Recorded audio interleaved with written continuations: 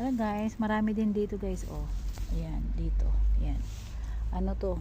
Apple. Kaso, na parang nagkaroon siya ng damage, tapos pinutol na lang. Tapos, ito, maliit pa to. Lumaki na siya.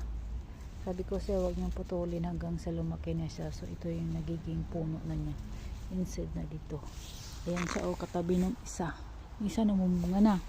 Ito, umano pa siya, yung nagpapalakas pa.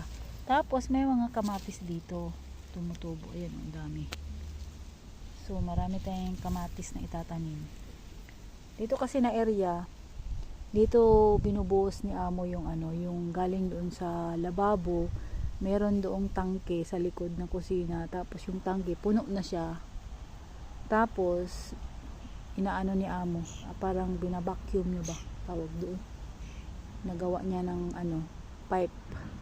Tas dito ang bagsak sa garden yung tubig. So lahat ng mga seeds doon sa tangke na ipon, pati yung mga seeds nandito na rin.